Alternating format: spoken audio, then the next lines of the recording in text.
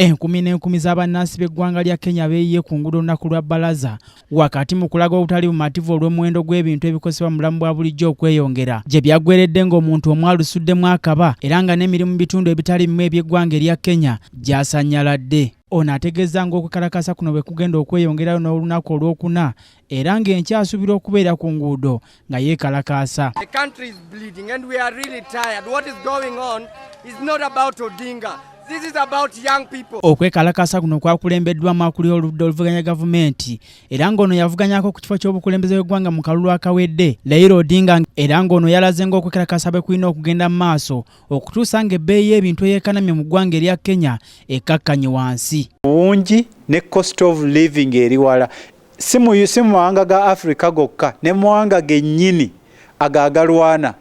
Bw'ogenda e UK bakugamba nti cost of living eri wala, bw'ogenda France, Germany ne mu America ne Russia yennyini. Okuva bwe kiri nti ebyamaguzi okuyingira mu Uganda ebiva mu mawanga ag'ebweru binayita mu ggwanga lya Kenya, embeera eno yalese abasuubuzi okuva mu ggwanga lya Uganda baginyenyeza mutwe. Wednesday ennaku ezo zigenda kuba nfu. Wagenda kubeerangawo obwerinde ne ku lunaku olutali lwa Monday olwa security egenda okubeera mu nguudo. Ekitegeeza ekisookerako ddala mu kutambuza ebyamaguzi kugenda kudireyinganga. Abamu ku bano betwogeddeko nabo batubulidde nti emaali yaabwe nnyingi yalemeseddwa okuyingira mu ggwanga lya Uganda ekyaleseewo okusanyalaza emirimu gyabwe. Ssente mmeka ezafudde mu musolo gwokka mu URA.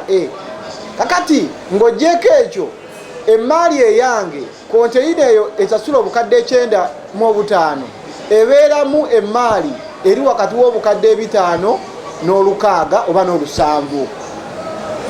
Wabeerawo abagirinze wano bessaagiguzizza.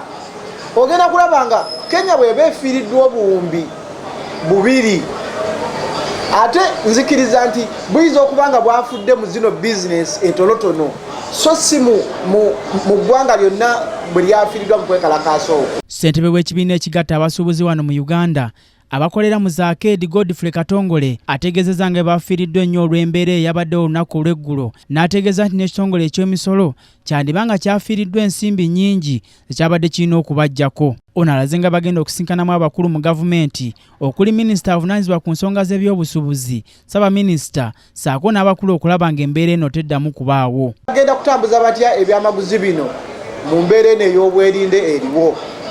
Ekyo tugenda kusaba minisita, tulina meeting ne minisita weekend.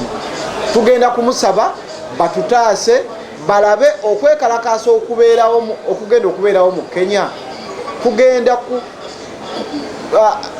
fenga ebyefuna byaffe mu Uganda mu byensuubulagana bigenda kusigalawo bitya. Ate ye omulondoozi w'ensonga z'ebyobufuzi wano mu ggwanga Saddam Gayira agambye nti ensonga eno yeekuusa ku lutalo oluli wakati wa Ukraine ne Russia era nga kyandibanga ebyo byonna ebiriwo mu mawanga omuli okwekalakaasa omuli South Africa, Kenya n'amalala nga kyekuusa ku mawanga gano abiri gakirimegga okuli Russia ne America. Kwegugunge katukyalaba kwegugunga. Nze njagala kuwa question abali mawanga ga Africa naddala wano mu Uganda nti aba America bali capable okusuula economy y'eggwanga nga Uganda nga bategedde nti wagira Russia bwe bamala ne bateeka n'omuliro mu bakuvuganya ne bwe kiba kitegeeza kuba wa mmundu nakyo bakikola mpaka lwe balaba nga gavumenti yeegudde oba nga tokyasobola kukulembera ggwanga. Kakati okwekalakasa kwonna kolaba okugenda mu maaso torulinga out omukono ogw'amawanga ago ga kirimaanyi. Okusinziira ku mawulire agavuddeyo mu ggwanga lya Kenya olunaku lw'eggulo, omukulembeze w'eggwanga eyo William Ruto yategeeza nga bw'alina okusinkana abano bonna abeemulugunya ku nsonga zino wabula nga Saddam Gayira agambye nti kino kirina okukolebwa mu bwangu ng'embeera tennasajjuka. Kibakozesa Kenya ebyo nti abo bonna abali mu byobufuzi bagagga bavundu. Buli instability egwe Kenya ekosa bo bennyini nga tennakosa bantu. Ekiri e Kenya nti bo bennyini ababagagga waledda bakozesa abantu bano aba bulijjo okuprotectinga obugagga bwabwe.